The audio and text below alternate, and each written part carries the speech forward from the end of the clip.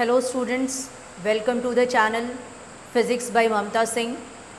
आज का video class 12th के लिए है और इसके अंदर हम एनसीईआरटी के न्यूमेरिकल्स करने वाले हैं। Chapter number 1 electric charges and field, और पहला क्वेश्चन मैंने बोर्ड पे लिख दिया है, आपको दिख रहा होगा बेटे। This is the question number 1 from chapter number 1 of physics class 12th electric charges and field. तो मैं आपको सीक्वेंस वाइज सारे ही क्वेश्चंस जो हैं एनसीईआरटी के chapter 1, 2, 3, 4 and the later on chapters सभी के कराऊंगी। तो अभी मैं आपको पहले चैप्टर से स्टार्ट करा रही हूँ। अगर आप चैनल पे नए बच्चे हैं तो प्लीज़ जो है चैनल को सब्सक्राइब करें और लाइक करें वीडियो को, अगर आपको कंटेंट जो है समझ में आता है। तो पहले क्वेश्चन पढ़ लेते हैं और सीक्वेंस वाइज करा रही हूँ मैं, तो ये नहीं देख रही हूँ कि क्वेश्चन ईजी है, डिफ़िकल्ट है, किस टाइप का क्वेश्चन है। जैसा भी क्वेश्चन है, चाहे वो इजी है, एवरेज है, डिफ़िकल्ट है। क्वेश्चन नंबर 1 से स्टार्ट करेंगे हम। What is the force between two small charge spheres? दो स्फेयर्स हैं, चार्ज हैं, चार्जेस ऑफ, देखना बेटे, पहला जो चार्ज है पहले स्फेयर पे चार्ज वो गिवन है 2 × 10⁻⁻7 coulomb, and charge on the second sphere is 3 × 10⁻⁷ coulomb. दोनों 2 × 10⁻⁷ coulomb and 3 × 10⁻⁷ coulomb. They are place 30 centimetre apart in air. ठीक है, तो मीडियम दे दिया है, एयर के अंदर है, और डिस्टेंस दे दिया है दोनों चार्जेस के बीच में कितना है, 30 सेंटीमीटर है। सो हमें फोर्स फाइंड करनी है। सो कूलम्ब्स लॉ अप्लाई करेंगे। कूलम्ब्स लॉ क्या कहता है कि फोर्स कितनी होती है, दो पॉइंट चार्जेस जो कि रेस्ट पे होते हैं, 1/4πε0 Q1 × Q2 upon r². So this is the formula for calculating the force between two charges, which is the point charges at rest Q1 Q2. अब हमें चार्जेस गिवन है Q1 Q2, यहाँ mention है, मैंने circle किया हुआ है। Distance भी मेंशनड है, डिस्टेंस भी गिवन है। So Q1 is there 2 × 10⁻⁷ coulomb and Q2 is there 3 × 10⁻⁷ coulomb. Separation between the two charges is 30 centimetre. Centimetre जो है स्टैंडर्ड यूनिट, एसआई यूनिट नहीं है डिस्टेंस को लेकर, मीटर में हम लेंगे तो मीटर जो है स्टैंडर्ड है। सो दैट इज़ सेंटीमीटर को मीटर में चेंज करेंगे तो क्या आ जाएगा, 30 × 10⁻⁻2 मीटर, जिसको आप 0.30 मीटर भी लिख सकते हैं।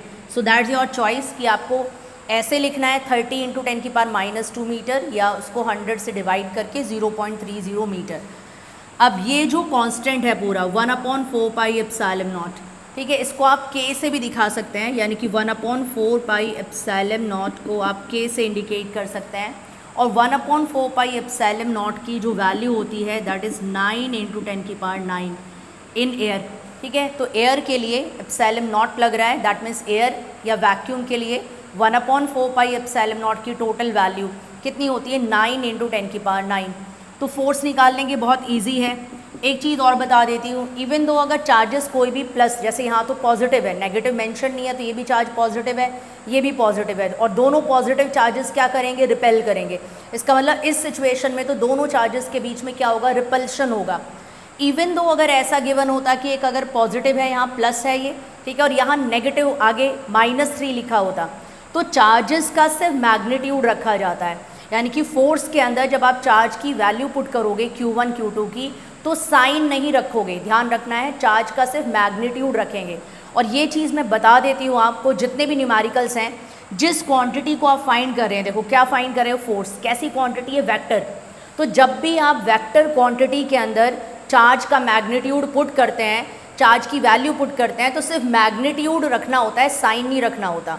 और स्केलर क्वांटिटी, जैसे electrical energy, electrostatic potential energy निकालेंगे या पोटेंशियल निकालना हो, वो स्केलर क्वांटिटीज़ होती हैं। तो वहाँ क्या होता है, स्केलर क्वांटिटी के अंदर चार्ज के साथ पॉजिटिव तो पॉजिटिव, नेगेटिव है तो नेगेटिव लगा के रखेंगे, वहाँ साइन रखा जाता है। वेक्टर क्वांटिटी के अंदर जब हम इनका जो वैल्यूज़ हैं वो पुट करेंगे तो सिर्फ मैग्नीट्यूड रखेंगे, साइन नहीं रखेंगे। तो फोर्स का वैल्यू क्या आएगा, 1/4πε0 की प्लेस पे रखा, 9 × 10⁹, कांस्टेंट है, फिक्स, लर्न करना है। Q1 Q2 सिर्फ मैग्नीट्यूड, और वैसे ही पॉजिटिव है तो यहाँ दोनों पॉजिटिव मेंशनड है, वैल्यू पुट कर देती हूँ मैं। एक चार्ज है हमारे पास में 2, पहला 2 × 10⁻⁷ Q1, Q2 कितना है 3 into 10⁻⁻7 Q1 into Q2 upon r square. Distance का स्क्वायर करना है और डिस्टेंस को मैंने मीटर में कन्वर्ट कर लिया है, दैट इज़ 0.3 और इसका क्या कर देना है, स्क्वायर कर देना है। Rest is a calculation, because मैं डायरेक्टली बता रही हूँ इसका आंसर क्या आएगा। इसको कैलकुलेट करना और आप कैलकुलेशन करना, ये नहीं कि आप डायरेक्ट लिखेंगे, मैं डायरेक्ट बता रही हूँ। इसका आंसर आएगा 6 इंटू 10⁻³ न्यूटन। आप पूरा कैलकुलेट करना। और अगर ये पूछा जाता है कि नेचर ऑफ द फोर्स, भाई किस टाइप का फोर्स का नेचर रहेगा, ये मैं आपको अलग से बता रही हूँ। नेचर कैसा रहेगा तो आप क्या कहेंगे, रिपल्सिव। बिकॉज एक चार्ज पॉजिटिव है, दूसरा चार्ज भी पॉजिटिव है। एक पॉजिटिव चार्ज दूसरे पॉजिटिव चार्ज को क्या करता है, रिपेल करेगा।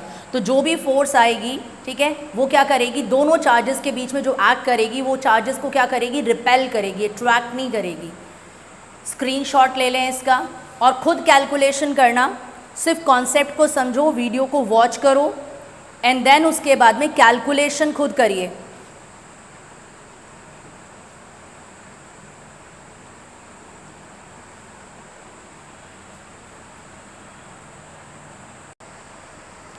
Now let's see the next question. This is question number 2.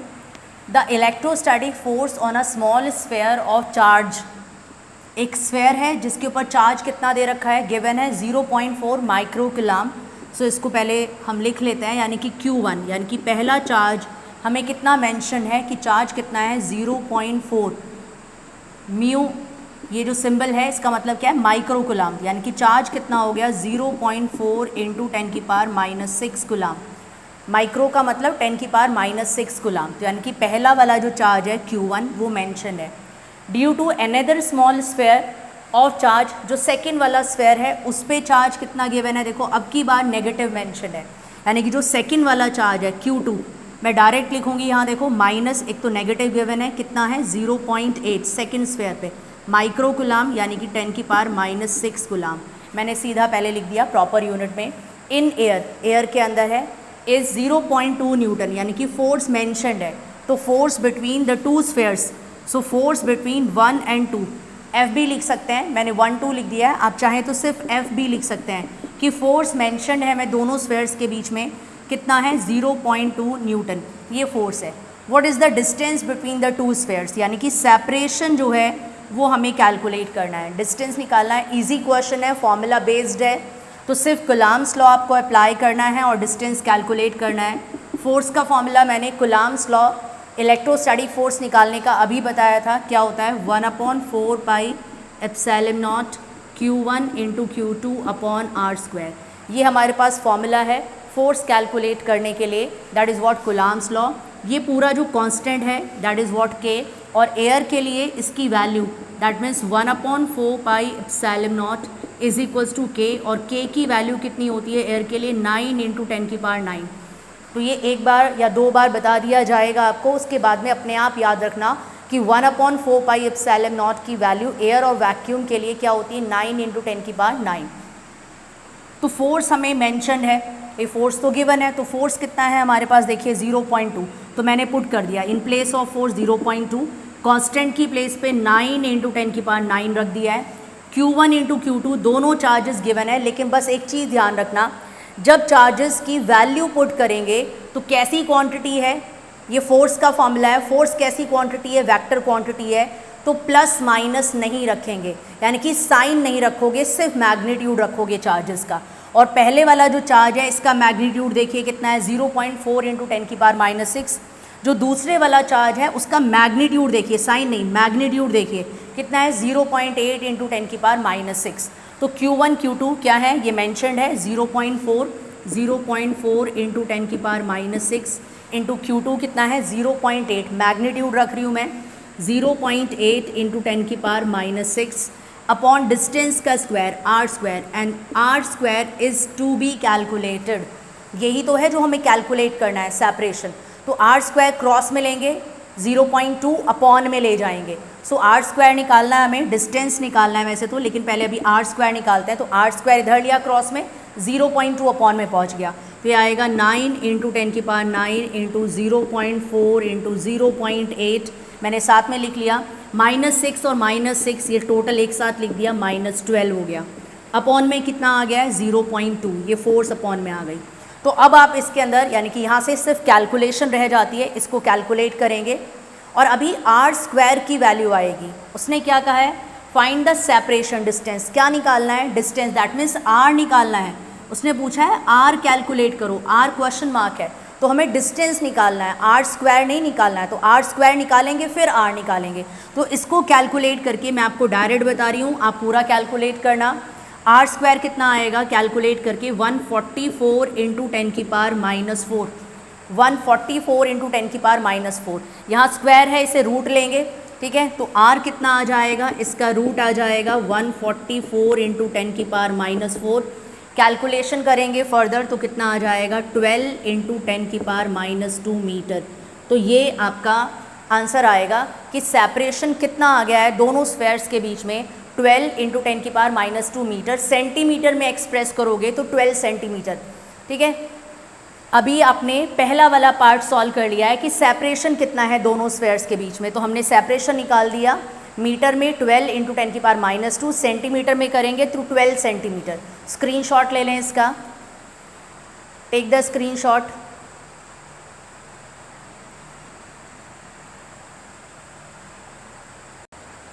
Okay, अब सेकंड पार्ट देखते हैं। तो पहले पार्ट में तो डिस्टेंस निकल गया है, अब सेकंड पार्ट देखते हैं क्वेश्चन का क्या पूछा है। What is the force on the second sphere due to the first, that means they are asking you the force on the second sphere due to first. Second वाले पे कितनी force लग रही है, 2 पहले लिखा है मैंने, that means force acting on the second sphere due to first, वो आपको फाइंड करनी है कि सेकंड वाले पे कितनी फोर्स लग रही है। अगर आपने कुलाम्स लॉ को वेक्टर फॉर्म में पढ़ा है, Coulomb's law in vector form, वो 2 पॉइंट चार्जेस के बीच में कुलाम्स लॉ, और वो भी वेक्टर फॉर्म में, तो आपने पढ़ा होगा जितना फोर्स फर्स्ट वाला जो चार्ज है उस पर एक्ट करता है सेकंड की वजह से, सेम फोर्स सेकंड वाले चार्ज पे एक्ट करता है, सेकंड वाले पॉइंट चार्ज पे फर्स्ट की वजह से। बस फैक्ट क्या होता है कि वेक्टर में देखें तो डायरेक्शन जो है उसकी अपोजिट होती है, ठीक है, चाहे वो दोनों पॉजिटिव चार्ज है या नेगेटिव। पॉजिटिव है तो रिपेल करेंगे, तो एक पे फोर्स इधर लगेगी, एक पे फोर्स इधर लगेगी। एक पॉजिटिव है एक नेगेटिव है तो अट्रैक्ट करेंगे, तब भी फोर्स की डायरेक्शन एक की इधर आएगी एक की इधर आएगी, ठीक है। तो उसका मतलब डायरेक्शन क्या रहती है उसकी, जो एक्टिंग डायरेक्शन रहती है वो अपोजिट रहती है। तो हम क्या कह सकते हैं, कितना फोर्स लग रहा था भाई दोनों के बीच में, ये गिवन था कितना है 0.2, तो उसका मतलब जो फोर्स आएगा सेकंड पे एक्ट कर रहा है फर्स्ट की वजह से वो सेम आएगा, जितना फर्स्ट पे लग रहा है सेकंड की वजह से, कितना है 0.2 न्यूटन। तो सेम फोर्स लगेगा सेकंड पे फर्स्ट की वजह से और फर्स्ट पे सेकंड की वजह से। So that means force acting on the second due to first will remain the same, that is given earlier 0.2 newton. बस इतना और बता देंगे कि एक पॉजिटिव है एक नेगेटिव है। तो जो नेचर ऑफ द फोर्स है, ध्यान रखना, नेचर पूछा जाए भाई किस टाइप का फोर्स है, तो हम नेचर क्या बताएंगे, अट्रैक्टिव, राइट। स्क्रीनशॉट ले लें, सेकंड पार्ट था ये क्वेश्चन का, टेक द स्क्रीनशॉट।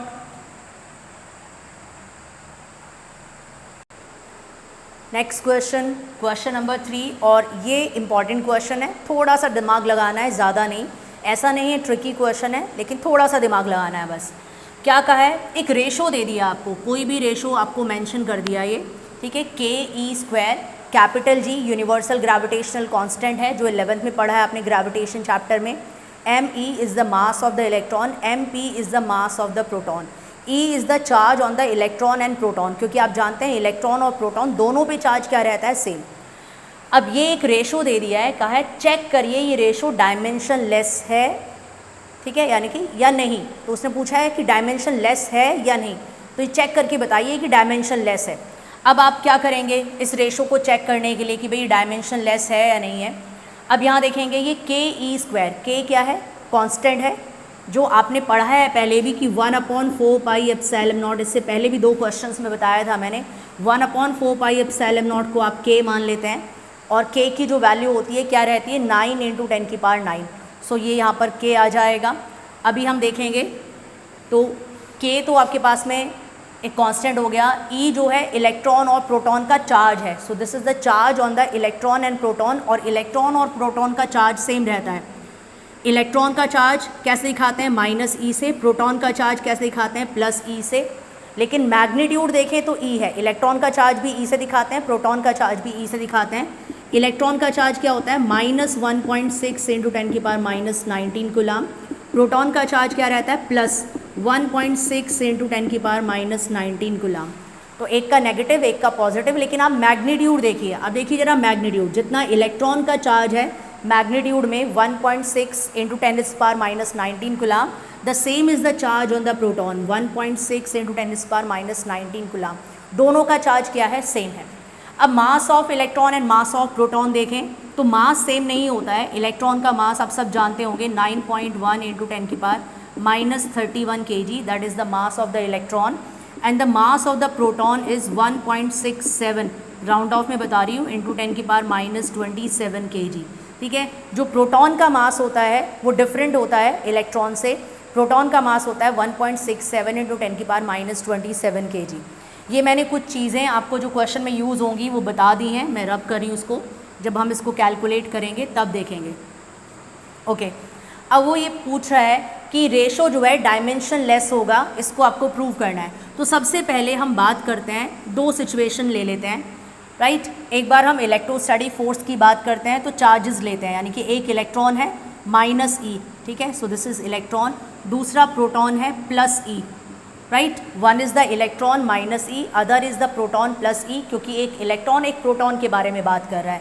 तो मैंने एक इलेक्ट्रॉन ले लिया, एक प्रोटॉन ले लिया, ये A पॉइंट है, ये B पॉइंट है, centre to centre distance point charges ले लिए। दोनों के बीच में जो सेपरेशन है वो मैंने R इमेजिन कर लिया। इन अ वेरी सिमिलर वे इधर चार्जेस लिए, इधर मासेस ले लेते हैं। अब आप कहेंगे हमें कैसे पता चलेगा चार्ज और मास लेना है, आपको रेशो में पता चल तो रहा है ना बेटे। पहले देखो यहाँ पर अपसाइड वाला नंबर क्या है, E का स्क्वायर, ठीक है। E क्या होता है, charge on the electron and proton, तो चार्ज का स्क्वायर है, चार्ज का स्क्वायर। नीचे देखिए मास है, मास ऑफ इलेक्ट्रॉन प्रोटॉन, तो उसका मतलब एक बार चार्जेस को लेना है हमें और एक बार मासेस को लेना है। तो मास ऑफ इलेक्ट्रॉन ले लिया मैंने इस बार, mass of electron, mass of proton, और वही डिस्टेंस है जो चार्जेस के बीच में, यानी कि चार्जेस के बीच में डिस्टेंस कितना है, R। तो मासेस के बीच में भी जो सेपरेशन है वो हमने किससे दिखाया, R, यानी कि सेपरेशन दोनों में सेम है, बस एक बार हम चार्ज लेके चल रहे हैं दोनों का और एक बार मास लेके चल रहे हैं। So this is point A and this is point B। अब अगर हम चार्जेस की बात करें तो कुलाम्स लॉ यहाँ पे लगेगा, कुलाम्स लॉ यानी कि इलेक्ट्रोस्टैटिक फोर्स, तो मैंने E लिख दिया है, FE। So FE stands for electrostatic force. तो इलेक्ट्रोस्टैटिक फोर्स कैसे निकलेगी, कांस्टेंट क्या है, K, यानी कि जहाँ 1/4πε0 हम लिखते हैं कुलाम्स लॉ में, मैंने वहाँ K लिख दिया। सो दिस इज़ K, ये कांस्टेंट K हो गया। Q1 इंटू Q2 दोनों चार्जेस, और चार्जेस का मैग्नीट्यूड लेना होता है, साइन नहीं।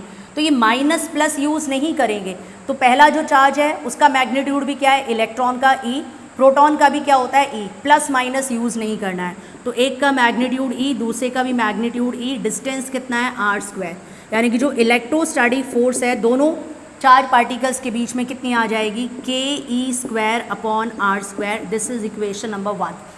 इसको इक्वेशन फर्स्ट डाल दिया मैंने। ऐसे ही सिमिलरली अब हम Newton's law of gravitation apply करेंगे, क्योंकि मासेस हैं तो ग्रेविटेशन की बात होगी। सो जो मासेस के बीच में फोर्स लगती है that is what, gravitational force. तो मैंने यहाँ FG लिख दिया, दैट मीन्स ग्रेविटेशनल फोर्स। ये G stands for gravitational force. Gravitational force कितनी होती है, capital G m1 into m2/r²। ये आपके पास में फॉर्मूला होता है, क्या बोलते हैं इसको, न्यूटन्स लॉ ऑफ ग्रेविटेशन। सो अब हम ग्रेविटेशनल फोर्स निकाल लेते हैं, दोनों के बीच में कितनी आ जाएगी, capital G, universal gravitational constant, fixed value होती है इसकी। m1 देखिए मास ऑफ इलेक्ट्रॉन, m2 क्या है, मास ऑफ प्रोटॉन। तो mass of electron, mass of proton upon में r², डिस्टेंस का स्क्वायर। ये इक्वेशन सेकेंड हो गई। सो एक बार आपने चार्जेस के बीच में फोर्स निकाली कुलाम्स लॉ अप्लाई करके, एक बार मासेस के बीच में फोर्स निकाली, कौन सा, Newton's law of gravitation apply करके। दोनों इक्वेशंस को डिवाइड कर देंगे on dividing equation first and second. तो पहले तो आप इसका स्क्रीनशॉट ले लें, फिर हम दोनों इक्वेशंस को क्या करेंगे, डिवाइड करेंगे।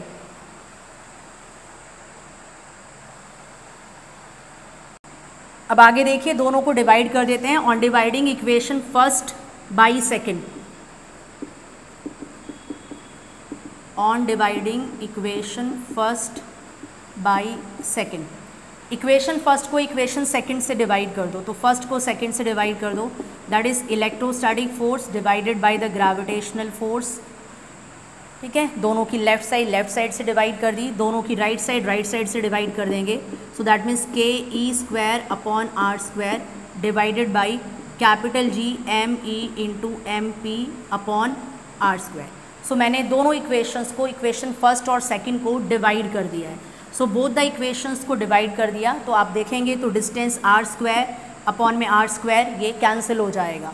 दैट मीन्स क्या आएगा यहाँ पर k e square, so this is के ई स्क्वायर अपॉन में देखिए क्या है, this is universal gravitational constant capital G, m e mass of electron, m p mass of proton, किसके इक्वल आया है, electrostatic force upon gravitational force. So this is electrostatic force and this is what, gravitational force. अब हमें ये prove करना था ये ratio क्या है, यहाँ देखिए डायमेंशनलेस की रेशो क्या है, डायमेंशनलेस। तो रेशो पे तो पहुँच गए आप, देखो k e square capital G m e m p same ratio पे पहुँच गए जो गिवन था। ठीक है, तो ये जो रेशो है आपको समझ आना चाहिए ये क्या है, इलेक्ट्रोस्टैटिक फोर्स और ग्रेविटेशनल फोर्स का रेशो है, दोनों फोर्स का रेशो है। तो क्या चीज़ आएगा ये result, k e square upon capital G m e into m p किसके इक्वल है, ये फोर्स है। और फोर्स 11th में पढ़ा है, फोर्स की डायमेंशन क्या होती है, फोर्स की डायमेंशन होती है M L T minus 2। Upon में भी क्या है, फोर्स है, कोई भी फोर्स हो फोर्स की डायमेंशन क्या होती है, एम एल टी माइनस 2। तो यहाँ भी फोर्स है और अपॉन में भी जो क्वांटिटी है वो भी फोर्स है, दोनों फोर्स की डायमेंशन मैंने पुट कर दी। देखना m से m कैंसिल, l से l कैंसिल, t माइनस 2 से t minus 2 cancel. So k e square upon capital G m e into m p किसके इक्वल आएगा, m0 l0 t0। और आप चेक कर सकते हैं बहुत अच्छी तरह से इसको देखकर, m0 l0 t0 यानी कि क्या आ गया, डायमेंशनलेस। सो आपने प्रूव कर दिया है इस चीज़ को कि जो हमें गिवन रेशो ये दे रखा था k e square capital G m e m p, ये कैसा होगा, डायमेंशनलेस होगा। स्क्रीनशॉट ले लें इसका, टेक द स्क्रीनशॉट। ओके, अभी क्वेश्चन फिनिश नहीं हुआ है, अभी आगे चलते हैं नेक्स्ट पार्ट इसका। पहले तो कहा डायमेंशनलेस होगा ये, then look up the table of physical constant. हमें देखने की ज़रूरत नहीं है क्योंकि मैंने आपको पहले ही सारी वैल्यूज़ बता दी थी। तो उसने कहा टेबल में से इन वैल्यूज़ को चेक करो, के की वैल्यू क्या है, जी की वैल्यू क्या है, सारी चीज़ों की वैल्यूज़ क्या है, और इस रेशो का जो है ना वैल्यू फाइंड करिए। Find the value of this ratio, ये जो रेशो है इस रेशो की क्या निकालनी है, वैल्यू निकालनी है। तो पहले तो रेशो लिख लीजिए भाई, रेशो क्या है, k e square capital G m e into m p, और इस रेशो की, ये जो रेशो गिवन है इसकी हमें क्या फाइंड करनी है, वैल्यू फाइंड करनी है, यानी कि इस रेशो का मैग्नीट्यूड क्या आएगा वो आपको फाइंड करना है। तो वैल्यू पुट करना शुरू करते हैं। ठीक है, के जो होता है मैंने बताया था 1/4 पाई एप्सिलॉन नॉट, और उसकी वैल्यू क्या होती है 9 × 10⁹। तो जहाँ के है वो मैंने लिख दिया 9 × 10⁹। इलेक्ट्रॉन और प्रोटॉन का चार्ज सेम होता है, ई इलेक्ट्रॉन और प्रोटॉन का चार्ज सेम होता है, मैग्नीट्यूड में कितना होता है 1.6 × 10⁻19 कूलम। ठीक है, और यहाँ पे 1.6 ई का स्क्वायर है, 1.6 × 10⁻19 का स्क्वायर। अपॉन में देखिए capital G universal gravitational constant 11 में पढ़ा है आपने, कैपिटल जी की वैल्यू क्या होती है 6.67 × 10⁻11। तो ये आपको याद होना चाहिए, 6.67 × 10⁻11 कैपिटल जी की वैल्यू। देन उसके बाद में देखिए मास ऑफ इलेक्ट्रॉन, तो mass of electron 9.1 × 10⁻31 kg into आगे देखिए क्या है ये मास ऑफ प्रोटॉन, प्रोटॉन का मास 1.67 × 10⁻27 kg। तो मैंने सारी वैल्यूज़ पुट कर दी हैं। अब इसको क्या करना है भाई, कैलकुलेट करना है। और कैलकुलेट करने के लिए ऐसे नहीं है कि इसके अंदर कुछ लॉजिक लगेगा भैया, सिंपल मैथमेटिक्स है, मल्टीप्लाई करो डिवाइड करो। और मैं आपको डायरेक्ट बता रही हूँ इस रेशो की वैल्यू कितनी आएगी, इस रेशो की वैल्यू अप्रॉक्सीमेटली 2.3, आप एक्यूरेट निकाल लेना, मैंने राउंड ऑफ कर दिया है 2.3 × 10⁻39 ये रेशो आएगा। और डायमेंशन लेस है तो यहाँ पे कोई यूनिट नहीं लिख रही हूँ मैं, यूनिट लेस डायमेंशन लेस, दोनों फोर्स न्यूटन से न्यूटन कैंसिल हो गया। तो रेशो की वैल्यू कितनी आई है 2.3 × 10⁻39। तो इसने पूछा था ना कि determine the value of this ratio, ratio जो है उसकी वैल्यू निकालो, तो हमने वैल्यू निकाल दी। आगे देखना what does this ratio signify. अब जो ये रेशो आया है, ये जो वैल्यू आई है और जो ये रेशो है, ठीक है, ये क्या सिग्निफाई करता है। तो पहले तो वैल्यू को देख ले, फिर मैं बताऊंगी ये क्या सिग्निफाई करेगा। स्क्रीनशॉट ले लें इसका। अब हम देखते हैं सिग्निफिकेंस क्या है। भाई क्या रेशो है आपके पास में ये, the ratio is KE² capital G ME into MP। इससे पहले वाले पार्ट में बताया था किस चीज़ का रेशो आया था ये, this was the ratio of electrostatic force to the gravitational force, यानी कि ये इलेक्ट्रोस्टैटिक फोर्स और ग्रेविटेशनल फोर्स का रेशो आया था। दैट मीन्स अब आपने इस रेशो की वैल्यू फाइंड कर ली है अभी सेकेंड पार्ट में। सो आपने क्या किया है, इलेक्ट्रोस्टैटिक फोर्स और ग्रेविटेशनल फोर्स का क्या रेशो आएगा बिटवीन इलेक्ट्रॉन एंड प्रोटॉन, एक इलेक्ट्रॉन और प्रोटॉन के बीच में, वो रेशो फाइंड कर लिया। कितना आ गया, 2.3 इंटू 10⁻39। तो आपको इससे क्या पता चलता है, अगर ग्रेविटेशनल फोर्स इधर पहुंच जाए क्रॉस में, सो दैट मीन्स इलेक्ट्रोस्टैटिक फोर्स किसके इक्वल है, 2.3 into 10⁻39 times of what, gravitational force. यानी कि जो इलेक्ट्रोस्टैटिक फोर्स है बिटवीन इलेक्ट्रॉन एंड प्रोटॉन, एक इलेक्ट्रॉन और प्रोटॉन के बीच में जो इलेक्ट्रोस्टैटिक फोर्स है ग्रेविटेशनल फोर्स से कितने टाइम्स ग्रेटर है, कितने टाइम्स ग्रेटर है, 2, 3, 4, 5 टाइम्स नहीं, 10 टाइम्स नहीं, 100 टाइम्स नहीं, कितना ग्रेटर है, 2.3 इंटू 10⁻39 टाइम्स, 39 टाइम्स ग्रेटर है। अगर चार्जेस और मासेस जो हम लेते हैं उनके बीच का सेपरेशन हम सेम रखते हैं, तो कितना ग्रेटर है, 10⁻39 टाइम्स। तो ये क्या सिग्निफाई कर रहा है भाई, इसकी सिग्निफिकेंस क्या है, तो आपको समझ में आना चाहिए क्या सिग्निफिकेंस है। ये सिग्निफाई कर रहा है कि जो इलेक्ट्रोस्टैटिक फोर्स है वो मच मच मच ग्रेटर है किससे, ग्रेविटेशनल फोर्स।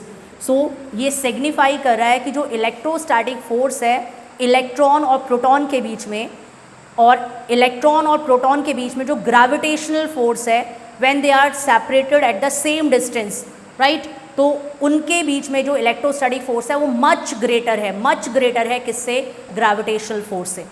स्क्रीनशॉट ले लीजिए। अब आपको सिग्निफिकेंस भी पता चल गया है इसका, क्या सिग्निफिकेंस है।